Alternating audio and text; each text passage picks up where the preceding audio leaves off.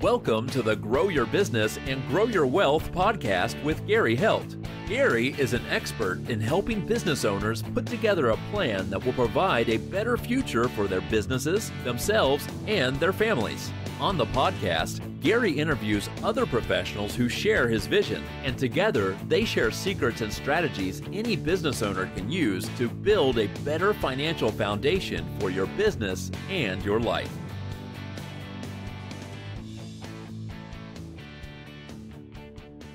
Hey, welcome back to the podcast. This week, our guest is Pamela McElvane, and she is the founder and CEO of Diversity MBA Media. Welcome, Pam. Thank you so much, Gary. I'm excited to be here with you. Great. So, Pam, give us your backstory. Well, I'm a country girl. Actually, I say I'm a valley girl from Stockton, California, big asparagus country in the world, to where I spent 20 plus years in corporate America running property and casualty insurance companies. And then I lived around the country, traveled in about 25 countries around the world. And so now I've been an entrepreneur celebrating 28 years and literally have been able to work in my passion and take all the skills and everything I've learned to actually do something and be an ever-changing business. And ironically, I guess, when you think about today's environment, to really continue to do something regardless of how the market shifts. I'm a mom, 3 boys, and my husband, and I'm the oldest girl of a family of 6. So very much, family person, very much, although I'm in Chicago, I'm truly, I celebrate, being a native from California, graduate from UC Berkeley. And so that's pretty much who I am in a nutshell. Great. So, Pam, what made you start Diversity Media or Diversity MBA Media? Well, to be honest with you, in 1997, I actually started Black MBA and Hispanic MBA publications. I had an opportunity to work with and do association publishing. And so that was my first entry into the space. And after leaving corporate America, I wasn't sure what I wanted to do. And a colleague of mine said, why don't you do publishing and communications? And as an MBA would do, did the market research and kind of focused on recruiting talent, where these associations were recruiting Black and Hispanic talent, and became a platform for corporate America to advertise in. And so did very well. And then 10 years past that, so 18 years ago, rebranded to Diversity MBA Media, much because we wanted to be more inclusive and not association focused anymore. We wanted to create a publishing platform, a media platform that today is all encompassing, but it was I just wanted to really do some passion work to give back. So that's where the recognition platforms came in. And then to learn, to create a platform that would help people in a learning environment. So just being able to, I think, over time, to bring my gifts forward. And then the biggest thing is to continue to adjust. And, and I wanted to I'm from an entrepreneurial background, Gary. So my family, I saw what owning your own business, meant. So that wasn't a reach for me to say, I want to do this one day. Mm-hmm. And at the height of my corporate career, just ready to leave and do something different. So tell us a little bit more, because you have more than just Diversity MBA Media. And then you also have a book, you have, a radio show. So tell us about some of that. So when you, as an entrepreneur, you start out, I think we were talking about that earlier, you start out doing something that you're good at, and then the next thing you know, you're doing a lot more. So one of the things, when I realized, okay, I am going to be an entrepreneur after, in the publishing, we were able to partner with another small publishing firm. So we kind of jumped in and became middle market pretty fast because of partnership. And then when I left and said, okay, we're going to do Diversity MBA, it was first Diversity MBA, that brand by itself. And it was really an issue of, can we create products and services that respond to the marketplace? And our audience was corporate America. and large organizations. So we said, yeah, we can do that. And we did that through research, celebrating the best companies. So benchmarking was a need for organizations. We wanted to recognize talent. So I created top 100 under 50 because I figured emerging and executive leaders, everybody was being recognized in companies with the big names and titles, but not the person that was outstanding, the unsung hero, if you will, shero and hero. So top 100 under 25. So we created this major recognition platform with advanced degrees. So we made it really unique. You could only win one time. Corporations had to complete this very comprehensive survey for benchmarking. And so diversity MBA media really grew to become a staple. And people didn't know what diversity MBA meant. So we added media. So because that is what we did. We did publishing and podcasting and radio and all of that. But then we also within our event structure, we are conferences that we did to recognize folks. We brought in leadership development, and we were told we were one of the first organizations to do that at the comprehensive level we did. So we wanted to create learning and development, not just engagement and networking. And so 5 years ago, I partnered with a niche firm, and we fully integrated to create diversity learning solutions to where now we actually do mainstream strategy consulting. We compete with any other concern. I call us the little Deloitte with any other organization that you have. And we continue to evolve with that. So in the media platforms, so what's happened is we literally have become content curators. We do it in publishing, through our publishing arm, through our learning arm, and through our research arm. And what we do every day is make sure that we're relevant. To be sustainable, you have to be relevant. And as small businesses, if we're agile enough to adapt to the changing marketplace, then our brand should expand. And then, we look at, where we want to play, how we want to play, and where it doesn't make sense, we just don't do it anymore. So I'm okay with saying, no, we can't do this anymore. And then go deep in the niche, if you will. So diversity, equity, and inclusion is our niche. So we go deep in it. So, but leadership is within that, talent management, and all of that. So I was able to expand the companies for the brand recognition for diversity benchmarking or leaders really benchmarking, period. For research and benchmarking, for publishing, and all the platforms that it brings, for learning and education and all the platforms that it brings, for our community. We have a foundation for the community, and then supporting diversity recruiting. I said, well, I want to do some personal things for myself. And one of those was become a published author. So I publish magazines every month. Isn't that enough? And they're like, no, Pam, you need your book. Like, I got to do a book.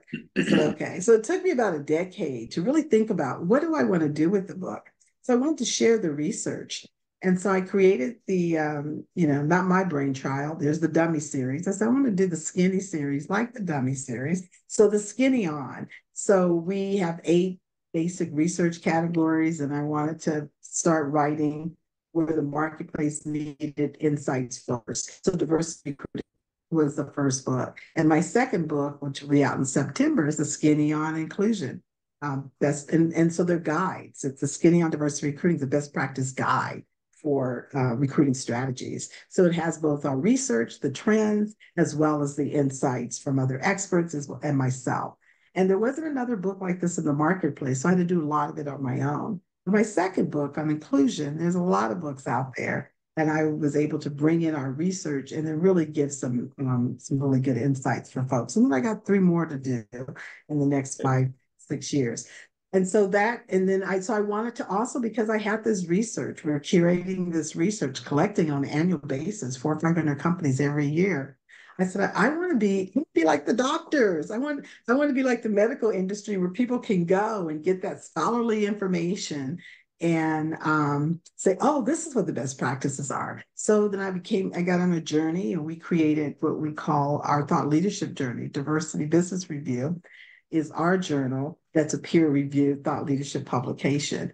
And then I actually got accepted into Michigan Academy to do some scholarly papers. And so these are the things I felt I needed to do personally to be that thought leader and visionary as my team continues to, bring forward the work. So growing and learning all of the time.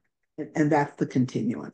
And I think entrepreneurs have to be passionate about what they do and then be able to, to shift. But it does, we do have to do what keeps us excited so that the energy stays within the organization. Right. You talk about that you guys help find talent and recruiting and things like that. So how can a business effectively identify and address diversity gaps within their recruiting process? Because I find that that's, I guess, the beginning. Yeah, and so, that's a great question. And so there's the reality when it comes to entrepreneurs. And one is typically they're going to hire who's in their sphere and they're first. And if it's a family-owned business, it's going to be the family and friends. And then depending on size will determine if they so you have businesses that are owned and managed by women. And if they're white women, they're predominantly white. And if they're women of color, they're predominantly people of color. And then same thing for white men and men of color. And so that's just kind of the reality of what happens. And then you become a certain size and you grow and you say, okay, now I really got to go outside the sphere of my family and groups. And really, we have to have a human resource department. We have to have a talent management department. And we have these customers that have diversity and we need to mirror those. So now it becomes a little bit trickier, I think, for entrepreneurs, because for us, when we hire people, we need them to hit the ground running. We need to know that that investment is real, regardless of the level. If they're answering the phones or if they're doing financial reports, managing teams. We need to know that we have the right talent. And so, what a lot of organizations, small business, don't do, I don't think, as well as they should, is bring the skills that they've had from corporate America, bring those tools and integrate those into your organization in terms of competencies and skills and make sure everyone, now this is regardless of gender, regardless of ethnicity, have the skills and competencies that you need to take your business forward. And then if they don't, create an internal program. Or, you can hire out some of it, but create a learning and education program so you can continue to sustain your existing talent. And then for resources, small businesses sometimes don't think that they can go to the industry recruiting conferences because they're like, oh, we're too small. We don't really need to do that. We're not. But actually, having a booth, or if the booths are too expensive, sending a couple of your leaders and or recruiters or managers to those conferences for the purpose of scouting talent is exactly what they should be doing. And so at least you can see and understand who's going and who's there, and then leverage the resources that most corporations do. And that's the online tools. They'll use the many, many resources that are out there for job posting. If you want veterans, you can go there, persons with disabilities, or any professional associations within your industry.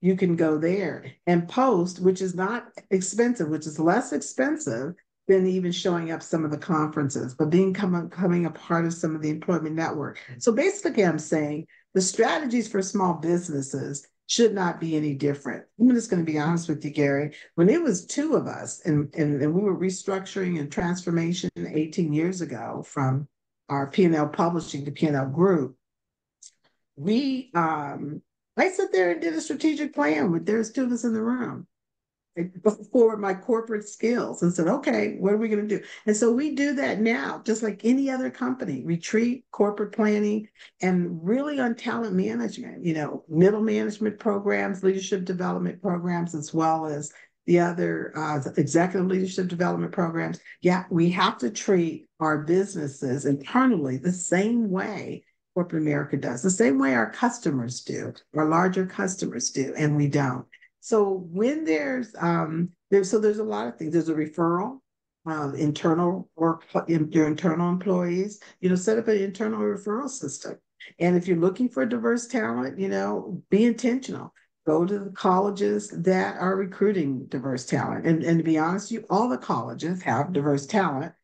So there's very specific organizations, or you can go to historically Black colleges or historically Hispanic colleges or Asian colleges. You can go and recruit from a college level this talent, or you go to professional associations for experienced hire and then use those networks. And so they're really not something different. But you have to be intentional. You have to have an intentional strategy if you're going to try and diversify your workforce, but to encourage your workforce. Some of the large organizations that have, I am this best practice thought leader. So these large organizations that are predominantly, let's say, white American, particularly investment banking and commercial brokerage and sales and those kind of, they incent their employees to say, hey, we have a referral system, $500 or whatever. Here's some incentives and both recognition, but going out and referring diverse sources so we can at least build the pipeline of diverse talent to later become a part of our organization. So that would be, I would encourage employers, small businesses to talk to their larger partners, to talk to their larger suppliers, who are their vendor of, about some of their recruiting strategies. And to be honest, they can create a smaller framework and do the same thing. And that's what I encourage them to do. That's what the book talks about, but that's clearly what, I say, let's go back and look at what you're doing. And why can't you do these things? And they're like, oh, no reason. Just didn't think we were big enough. And you absolutely can, the job posting and internships are great. And we get some of the top interns around the country. And with the remote environment, there's no reason why you can't hire the type of talent you want. Because with the hybrid structure, organizations are doing it, some are fully remote. So you can get that next level talent, when you're doing this. I will say the harder one when you're looking at senior leadership talent. Yes, you're looking at employment contracts. You definitely want to bring in your other leaders and making sure you make the right hire, but you still can, put together those kind of packages for, diverse talent with a time frame. I say put everybody on a time frame. You want to see performance 90 days. If you don't see it in 90 days, then it's early enough to say, oops, this wasn't the right hire. Yeah, I think lots of times as, small businesses, we're looking for a warm body, almost. I mean, and it's sad to say that the recruiting side has gotten to that point where it's just like, you're looking for somebody that wants to work. And some companies don't lend themselves to be able to do the remote or hybrid, Yes. because they, That's right. physically need to be there. That's right. How, in going through that process, how do you propose companies measure if they're being successful with this type of recruitment? Yeah. And so that's where also organizations have to step back and have a performance management process, regardless how basic it is. Right. So key performance indicators, really having metrics for every employee. If it's how many phone calls that are come in the day and complaints that are handled, that are resolved, every activity can be measured in an organization. So it's sitting down and understand, we call them key performance indicators. What are those metrics, those things that people, that individual needs to do to achieve within a learning goal to make sure they achieve it? So one of the most oldest platforms is the SMART goals, right? Your SMART goals are easily available. If you don't know, on specific, measurable, actionable, are relevant, and with a timetable. And so having goals, literally goals that are measurable and that you're reviewing them, your managers are reviewing and looking at progress every 90 days. How are we doing? And then the same thing, I meet every week with my senior leaders, and you have to have those structures in place so that you can capture where a lack of performance is occurring or where more resources might be needed. And then also decide and determine what is going to be the investment timetable. to say you as an entrepreneur for a new hire, even if it's an on-site and it requires, particularly warehouse or manufacturing, okay, 6 months, these are the things that we want to train on, need the person to be proficient by this time. You have those metrics in place, and you also identify at the very specific level, the activity-based level, so that you can see if that person is competent enough to do that type of job. You may say, oh, they might have had this experience, but they really can't manage this machinery, or they can't, follow this level like we thought, like they said they could. Right. And then be bold enough to release the talent. And we sometimes feel bad about a hire that doesn't, it's not successful. We have to let that go as entrepreneurs and say, okay, in the metrics that we set up, and we do what we call learning plans. And within the learning plans include what they need to develop, what they want to achieve within their career. So we have some goals for that. And then, what the job requires, and just making sure you have to have that people development process. I mean, you have to have it. If you don't, you are going to experience someone that is ineffective and not, the return on investment will not be there. And you'll later end up, letting the person go and not achieving any of the gain that you have anticipated. So this is what I consider a major business imperative, is to step back and look at what does our hiring process look like? What does our engagement process look like? And how are we measuring success for every individual that should align to what your organization wants? What is their contribution to the overall success of the organization? Right. And I really believe small businesses have to make that more of a priority than it is today. Right. And you may have just answered this with that is, what is the most common mistake that you're seeing with, I'm going to say small businesses in trying to hire and fill these diversity gaps that they have? So, I would say I'm not so much sure if it's a mistake, other than the lack of knowledge and awareness of to where to go. I mean, while the desire is there and they want to, and some organizations do a good job in hiring diverse talent, but then it might be lower level. Mm-hmm. For example, you might have diversity, but it's in the warehouse and they're not in the management. So I'm finding that a lot of small businesses are looking at how do we create the advancement pipeline for when we're hiring diverse talent, if we're not hiring them at the leadership level. So that's one of the things is so hire, with the intent of having a pipeline of moving them into management. Secondly, just ask. I do think one of the biggest common mistakes is that they don't ask. They feel that, wow, we're 90%, one ethnic group, right? Regardless, because if you're African American or Hispanic and you don't have other diversity, it doesn't matter. If you're one monolithic group, ask, what are some other places we can go to begin to source? And right now, with AI and with Google, you could create your own platform and just saying, where are the best places to go if I'm in the tech tool industry or whatever, and begin to do that. I think we as owners get too into the business.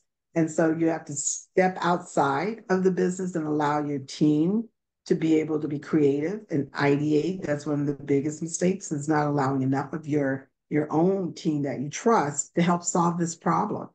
And go places, the other places is go places that's unknown. Most entrepreneurs want to go where they know. Well, go reach out some sources and try some things that are unknown.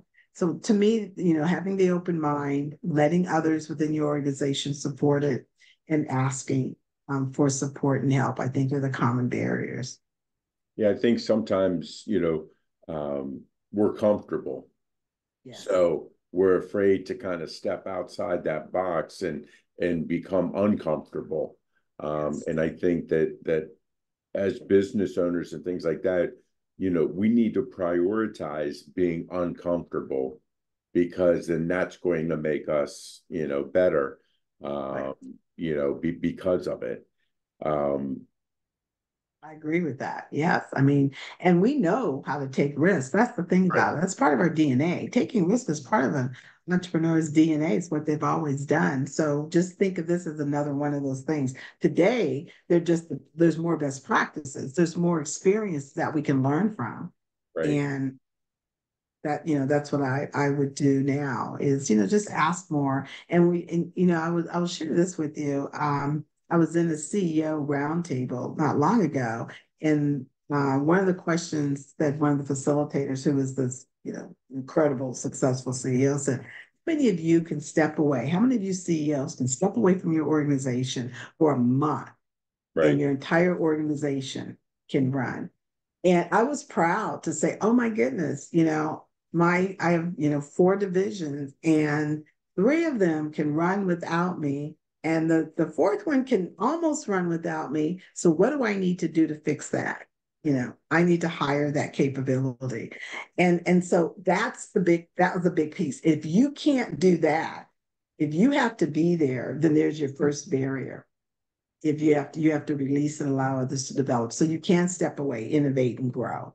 I mean, So that was a little that's nugget. the difference between owning a job and owning a business. There It you go. truly is. Yeah. It really is. It really is. So Pam, you covered a lot of things. What have I not asked you that you wish I had? Was it hard? I mean, it's 28 years. um were there times that you really said, "You know what, let me go back in"? And I would say it was. And yeah, I said yes, yes, and yes. Mhm. And so how do you know if you're going to stay in it? And that is if you're willing to allow others to support, and you're willing to be humble enough to learn Mhm. and adjust and be agile. Can't be just about passion. Right. You have to be willing to step back and learn from others and continue to grow. And so, yeah, so it's hard. I don't want anyone to think, "Oh my goodness, there's all this freedom of being an entrepreneur and, this and that." It's really hard. It's Right. hard work, but it's rewarding at the same time. So that would be the only reality check that I would want people to know. Know you're going into something that's passion driven, mission focused, but it's going to take a lot of resilience and hard work and commitment. And just know that. So when it's down, you go get that trusted advisory team, right? Right. To Right. lift you up, kind of thing. You call them Yeah. Garys of the world. Hey, That's right. and that's and I think you're human. So that's the good news part about it. You Right. learn and you fail forward. When failure is not an option, well, don't say failure is not an option. Just fail forward. And I always think about, Einstein, his 3,000 attempts, for life. So I said, okay, if he made 3,000 attempts to get it right, all he did was try 3,000 times. Right.